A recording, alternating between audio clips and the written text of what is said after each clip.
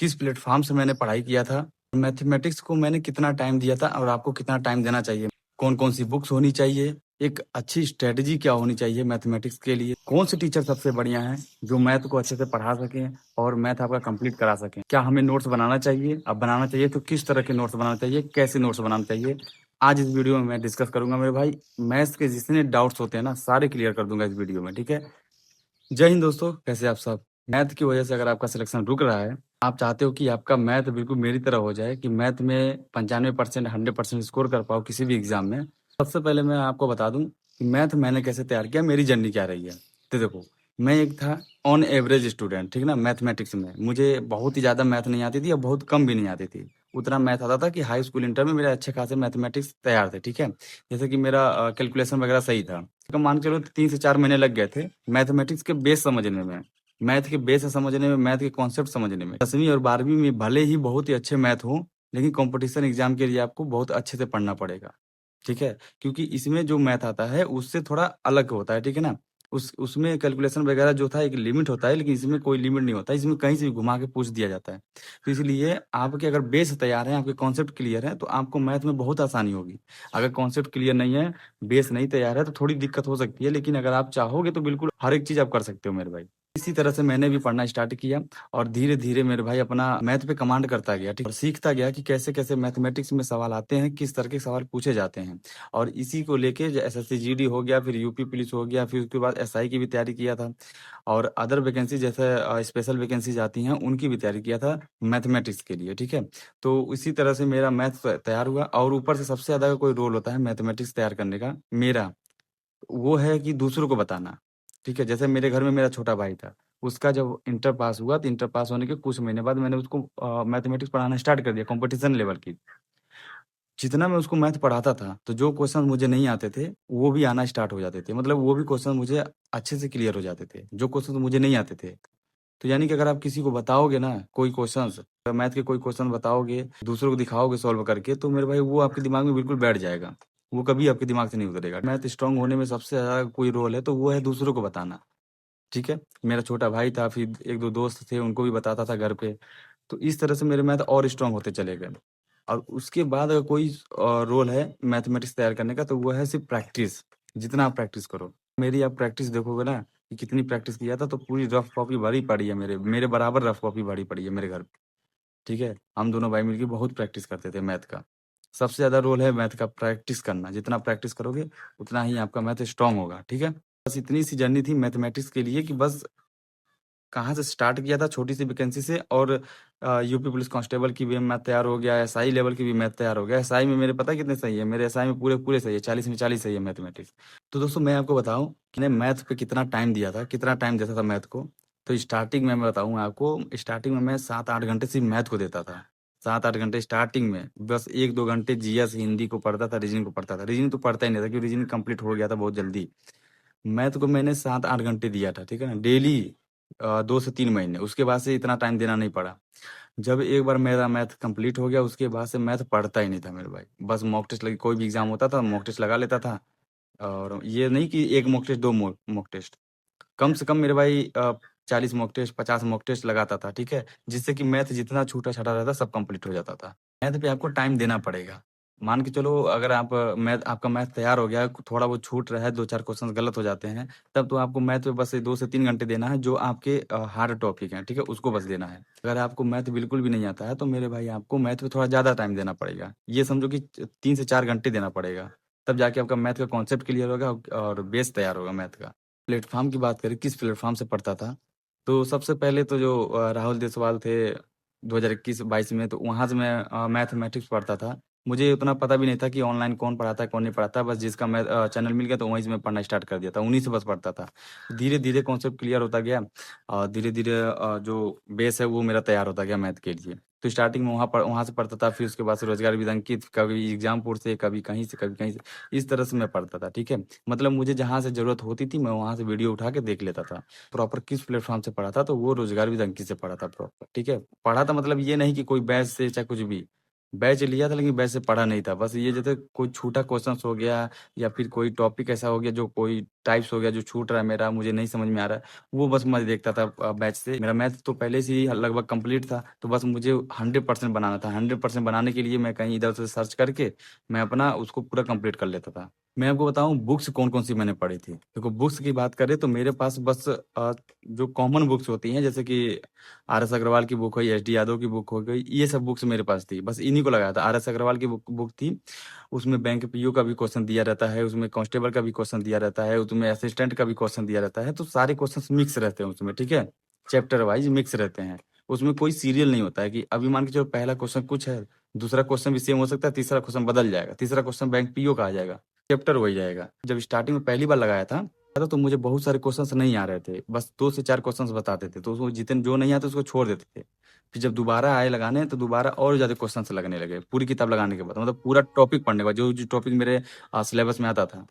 उसके बाद जब तीसरी बार आया तो तीसरी बार में लगभग सब लग गया, बस 2-4 क्वेश्चंस बस छूटते थे, ठीक है। इस तरह से होता था। तीसरी बार के बाद मैंने किताब उठाया नहीं, उसके बाद से मॉक टेस्ट वगैरह लगाता रहा तो कंप्लीट हो गया। नोट्स की बात करें तो मेरे भाई मैंने मैथ में नोट्स नहीं बनाए हैं। ऑनलाइन क्लास किया, स्क्रीनशॉट लिया, जितना कुछ पढ़ता था स्क्रीनशॉट ले लेता था, उसका अलग फाइल बना लेता था, ठीक है। जैसे परसेंटेज का अलग हो गया, रेशियो प्रोपोर्शन का अलग फाइल हो गया, इस तरह से मैं फाइल बना लेता था। फाइल बनाने के बाद उसको 2 से 3 दिन तक लगातार देख लेता था कि कैसे क्या पढ़ाया गया था, बस इतना किया था। स्टार्टिंग की बात कर रहा हूँ, उसके बाद में तो मैंने ना स्क्रीनशॉट लिया ना कुछ लिया, बस ऐसे एक बार वीडियो देख लिया तो वो दिमाग में बैठ जाता था कि इस तरह से होगा वो। तो मैंने नोट्स नहीं बनाया था, शॉर्ट नोट बनाया था मैंने मैथ में। शॉर्ट नोट्स का मतलब ये है, जैसे मेंसुरेशन हो गया, मेंसुरेशन के जितने सारे फॉर्मूले हैं सब लिख लेता था। या फिर कोई ऐसा जैसे कि एपीजीपी हो गया, गुरुत्तर श्रेणी, समांतर श्रेणी, इन लोग का जो फार्मूला होता है वो लिख लेता था। कई कई टॉपिक्स के ऐसे फॉर्मूले होते हैं जो क्वेश्चन को बहुत आसान बना देते हैं, ठीक है। उनका जो फार्मूला होता है मैं उस शॉर्ट नोट्स में लिख लेता था। फॉर्मूले बेस्ड शॉर्ट नोट बनाया था। आपको बनाना चाहिए कि नहीं बनाना चाहिए, मैं भी आपको बताऊंगा। तो मेरे भाई ये तो हो गई मेरी जर्नी कि मैंने कैसे तैयार किया था, कहाँ से पढ़ा था, कौन सी किताब पढ़ा था। मैं आपके बारे में बताऊंगा कि आपको क्या करना चाहिए, ठीक है। सबसे पहले मैं आपको बता दूं किस प्लेटफॉर्म से पढ़ना चाहिए। आप जहाँ से पढ़ रहे हो, ठीक है, जहाँ से पढ़ रहे हो, टीचर सारे अच्छे होते हैं मेरे भाई, सब अच्छे होते हैं टीचर, कोई बेकार नहीं होता है, सब अपना मेहनत कर रहे हैं, पढ़ा रहे हैं।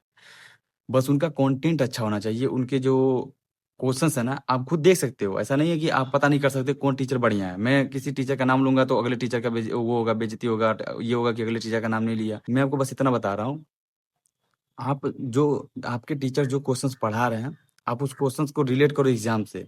क्या इस टाइप के ही क्वेश्चंस आ रहे हैं एग्जाम में, इस समय से आप रिलेट करके पता कर सकते हो।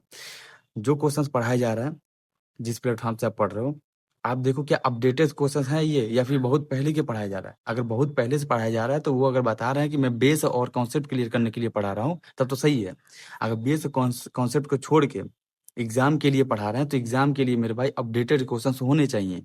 बहुत सारे 5-6 क्वेश्चन हर एग्जाम में, अगर मैथमेटिक्स में 5-6 क्वेश्चन अपडेटेड आ रहे हैं, बाकी सब एवरेज क्वेश्चन आ रहे हैं। एवरेज क्वेश्चन सब लगा लेंगे, लेकिन जो वो 4-5 क्वेश्चन हो गया उसको जो लगाएगा वही कंपटीशन में आगे जाएगा। जो अपडेटेड क्वेश्चंस बताए वही टीचर बढ़िया है। अब आप पता कर लेना कि कौन टीचर बढ़िया कौन नहीं। आपको कितना समय देना चाहिए, तो समय की बात करूँ तो बस 3 से 4 घंटे देना चाहिए आपको, अगर आपका मैथ ज़्यादा सही नहीं है तब। अगर मैथ सही है, बस आपको 100% बनाना है तो 2 घंटे बहुत है, 1 से 2 घंटे बहुत है मैथमेटिक्स के लिए। और वो भी 1 से 2 घंटे उस पे काम करो जहाँ आपकी गलती हो रही है, ना कि उस पे काम करो कि जो आप बहुत पहले से पढ़ चुके हो।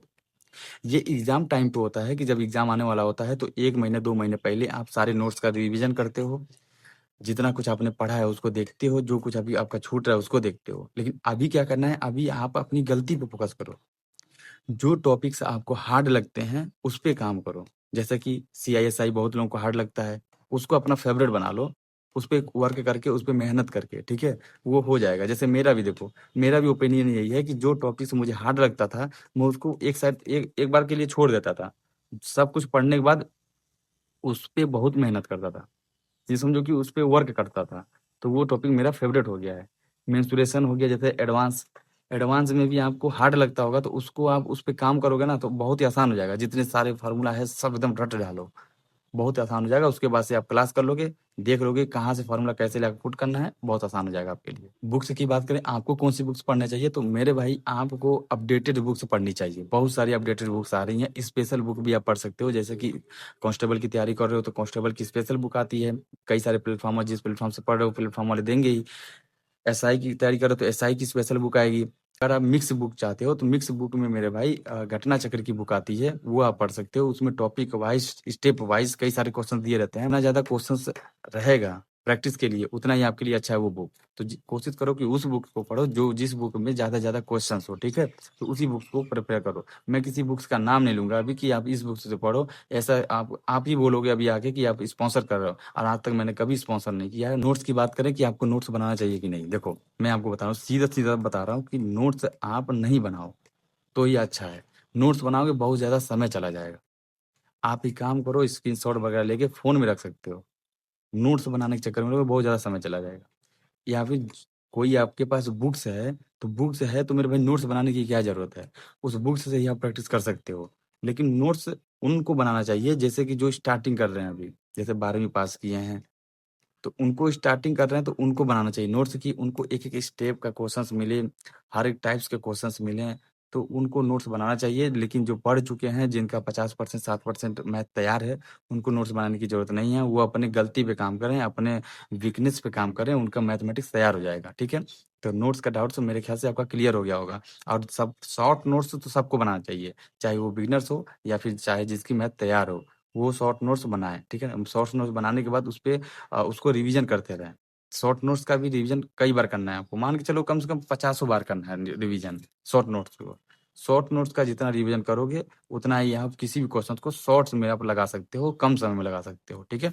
ओवरऑल अगर स्ट्रेटेजी की बात करें तो मेरे भाई आपको क्या करना है, आपको बस 3 से 4 घंटे मैथमेटिक्स को देना है। 3 से 4 घंटे देना है 100% बनाने के लिए। एक अच्छी बुक प्रेफर करना है जिसमें ढेर सारे क्वेश्चंस दिए गए हों, एक एक स्टेप के कई सारे क्वेश्चन दिए गए हों, एक एक टाइप्स के कई सारे क्वेश्चन दिए गए हों, उस तरह के आपको बुक से लेना है।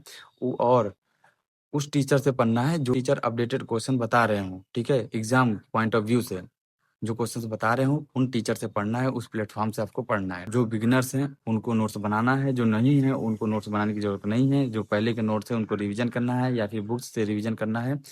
और सबसे जरूरी अगर कोई चीज है तो मैं आपको एक ऐसी स्ट्रेटेजी बता रहा हूँ जो बहुत ही इंपॉर्टेंट है। देखो, जब आप क्लास कर रहे हो, ठीक है, मैथमेटिक्स के किसी भी टॉपिक का क्लास कर रहे हो, क्लास करने के बाद अगर नोट्स बना रहे हो ठीक है, नहीं नोट्स बना रहे हो तो स्क्रीनशॉट वगैरह रख रहे हो ठीक है, अगर वो भी नहीं रख रहे हो कोई दिक्कत नहीं है। क्लास की है उस चैप्टर का, जैसे परसेंटेज का क्लास किए, तो क्लास करने के बाद मेरे भाई बुक्स उठाओ, बुक्स से प्रैक्टिस करो। जितना ज्यादा बुक्स से प्रैक्टिस करोगे उतना ही आपका मैथ तैयार होगा। बिना बुक्स की प्रैक्टिस किए, बिना बुक्स से क्वेश्चन लगाए नहीं होगा। कितने लोग हैं जो पीडीएफ से क्वेश्चन लगाते हैं, तो वो भी तो एक बुक ही हुआ। पीडीएफ से क्वेश्चन लगाते हैं, कितने लोग बुक्स से लगाते हैं। कि मेरा जहां तक कि कहना है कि आप पीडीएफ से ना लगाओ, आप बुक्स से क्वेश्चन से लगाओ। पीडीएफ से लगाओगे तो फोन में रहेगा, नोटिफिकेशन वगैरह दूसरे का आएगा तो आप वहां पे चले जाओगे और डिस्टर्ब हो जाओगे, इतना समझो। बुक्स से जितना ज़्यादा हो सके उतना ज़्यादा पढ़ो, किताबों से पढ़ो। जब भी आपका मैथ 60 70 80% तैयार हो जाए तो आप मॉक टेस्ट लगाना स्टार्ट कर दो प्रीवियस ईयर के हिसाब से। जैसे प्रीवियस ईयर के सारे क्वेश्चन लगाओ, जिससे कि आपको समझ में आए कि आप कौन से क्वेश्चन पढ़ रहे हो, कौन सा क्वेश्चन आपने पढ़ा है, और किस टाइप के क्वेश्चन अभी आपको पढ़ने हैं, किस टाइप के क्वेश्चन अभी आपको तैयार करने हैं, ये समझ लो, ठीक है। तो जिनका भी मैथ अगर 60 70 80% तैयार है, मॉक टेस्ट जरूर लगाएं। डेली ना लगाएं तो हफ्ते में 2 मॉक टेस्ट जरूर लगाएं, ठीक है। मॉक टेस्ट लगाने से क्या होता है कि आपका एक टाइम बाउंडेशन भी होता है, टाइम के हिसाब से, टाइम के मैनेजमेंटिंग के हिसाब से आपको मैथ लगाना, क्वेश्चंस लगाना होता है। और जिनका तैयार नहीं है वो बुक्स से प्रैक्टिस करें, अभी मॉक टेस्ट ना लगाएं, बुक्स से प्रैक्टिस करें जितना हो सके उतना, ठीक है। ज्यादा बुक्स से प्रैक्टिस करें, ऑनलाइन क्लास करें, क्लास करने के बाद किताब से वो क्वेश्चन लगाएं, ये सबसे जरूरी है, ठीक है। इतना जरूर करना चाहिए आपको। और ये मैंने भी किया है, एक बुक को मैंने 3 बार पढ़ा है, RS अग्रवाल को मैंने 3 बार पूरा किया है। उसके बाद मुझे पढ़ने की जरूरत नहीं होती है। उसके बाद जैसे मॉक टेस्ट वगैरह लगाता हूँ तो मेरा सब कंप्लीट हो जाता है। तो आशा करता हूँ ये वीडियो आपको पसंद आया होगा। वीडियो पसंद आया तो मेरे भाई लाइक कर देना। चैनल पर नए हो या फिर पुराने हो, जो भी होगा, सब्सक्राइब नहीं किए तो सब्सक्राइब कर देना, ठीक है। करने के लिए इसलिए बोल रहा हूँ कि अब मेरी वीडियो आपके पास जाएगी तो आप देखोगे तो मेरे भाई आपको कुछ ना कुछ तो जरूर सीखने को मिलेगा। क्योंकि मैं कभी कुछ गलत नहीं बताता हूँ, मैं कभी कोई फेक न्यूज नहीं बताता हूँ, फेक नोटिफिकेशन नहीं बताता हूँ। मैं जो कुछ भी बताता हूँ बिल्कुल रियल ऑथेंटिक बताता हूँ मेरे भाई। अगर आपका कोई डाउट्स रह जाता है जरूर कमेंट करना मेरे भाई। चाहिए।